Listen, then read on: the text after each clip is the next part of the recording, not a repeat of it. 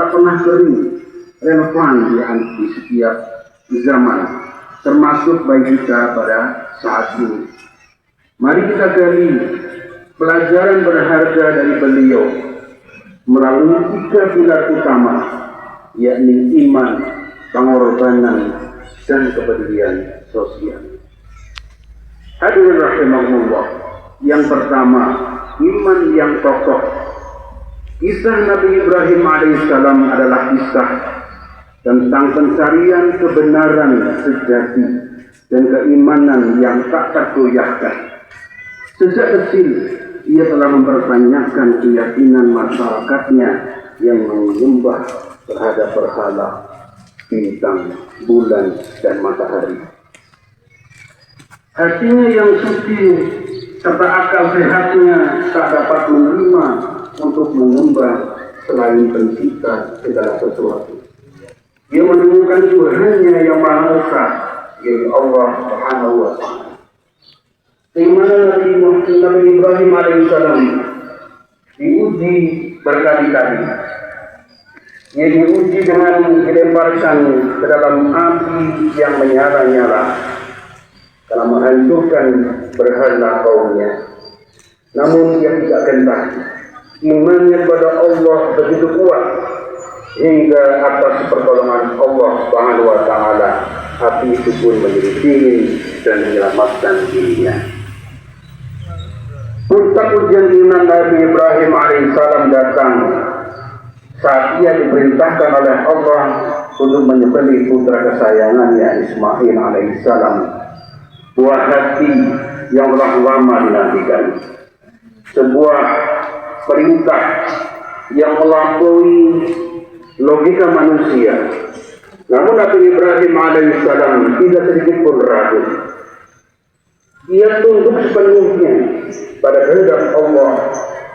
Ismail alaihissalam pun dengan keimanan yang sama kokohnya menyerahkan diri pada kehendak Allah. Inilah salah satu pelajaran teragung terhadap tauhid dan ketundukan total kepada Allah Subhanahu wa Ta'ala. Allah Subhanahu wa Ta'ala berfirman, "A'udzubillahi minasyaitonir rajim. Falamma balagha ma'ahu as-sa'ya qala ya bunayya inni ara fil manam anni azbahuka fanzur madza tara." Qala ya abati if'al ma tu'mar satajiduni insyaallah minas sabirin. Maka tatkala anak itu sampai pada umur sanggup berusaha bersama-sama Ibrahim berkata, "Hai anakku, sesungguhnya aku melihat dalam mimpi bahwa aku menyembelihmu. Maka pikirkanlah apa pendapatmu." Ia pun menjawab, "Wahai bapakku, kerjakan apa yang diperintahkan kepadamu. Insya Allah engkau akan mendapatiku termasuk orang-orang yang sabar." Ayat ini menggambarkan dialog yang sangat mengharukan. Puncak dari keimanan dan ketundukan, baik Nabi Ibrahim ataupun Ismail, keduanya telah mencapai tingkat iman yang sempurna, iman yang mengalahkan hawa nafsu, cinta dunia, dan naluri kemanusiaan. Mereka yakin bahwa setiap perintah Allah adalah kebaikan, meskipun itu sangat berat. Bagi umat Islam saat ini, pelajaran iman ini sangat mendasar, sangat fundamental. Di tengah arus globalisasi, materialisme, dan individualisme yang kadang menggerogoti nilai-nilai luhur, kita membutuhkan iman yang kokoh seperti Nabi Ibrahim. Iman yang membimbing kita untuk selalu berpegang teguh pada nilai-nilai kebenaran, keadilan, dan kejujuran. Iman yang membebaskan kita dari penyembahan terhadap materi, jabatan, dan popularitas semu. Iman yang menjadikan Allah sebagai satu-satunya sandaran dan tujuan hidup. Dengan iman yang kuat, umat Islam akan memiliki fondasi moral yang tak tergoyahkan dalam menghadapi berbagai tantangan. Allahu Akbar, Allahu Akbar, walillahil Ma'asyiral muslimin rahimakumullah. Yang kedua, hakikat pengorbanan. Idul Adha sering disebut hari raya kurban. Namun perlu kita pahami, kurban bukan sekedar ritual menyembelih hewan lalu membagi-bagikannya. Hakikat kurban jauh lebih dalam. Itu pengorbanan yang tulus dan ikhlas demi meraih ridha Allah Subhanahu wa taala. Pengorbanan Nabi Ibrahim alaihissalam adalah lambang dari kesediaan seorang hamba untuk melepaskan segala sesuatu yang paling dicintai di dunia ini demi mentaati perintah Allah Subhanahu wa taala. Allah taala berfirman, "La yanalallaha luhumuha wala dima'uha walakin yanaluhu taqwa minkum kadzalika sakhkharaha lakum litukabbirullaha ala ma hadakum wa basyiril muhsinin." Daging-daging unta dan darahnya itu sekali-kali tidak dapat mencapai keridhaan Allah, tetapi ketakwaan dari kamulah yang dapat mencapainya. Demikianlah Allah telah menundukkannya untuk kamu, supaya kamu maukan Allah terhadap hidayahnya kepada kamu, dan berilah kabar gembira kepada orang-orang yang berbuat baik. Ayat ini menegaskan bahwa yang sampai kepada Allah bukanlah daging atau darah semata, melainkan esensi di baliknya, yaitu ketakwaan, keikhlasan, dan kesediaan berkorban. Ini bukan sekedar tentang hewan kurban, melainkan kesediaan kita mengorbankan harta, waktu, tenaga, pikiran, bahkan perasaan untuk Allah Subhanahu wa ta'ala. Allahu Akbar, Allahu Akbar, walillahil hamd. Ma'asyiral muslimin rahimakumullah. Yang ketiga, pilar kepedulian sosial. Idul Adha dengan syariat kurban juga merupakan wujud nyata dari kepedulian sosial yang mendalam. Daging kurban terdapat bagian untuk sahibul kurban, akan tetapi bagian yang lebih besar dibagikan untuk fakir miskin, tetangga, kerabat, dan sahabat. Ini adalah simbolisasi dari ajaran Islam tentang berbagi, meratakan nikmat, dan menghapuskan kesenjangan sosial. Rasulullah SAW bersabda, "Kulu wadakhiru watasaddaqu," makanlah daging kurban, simpanlah dan bersedekahlah.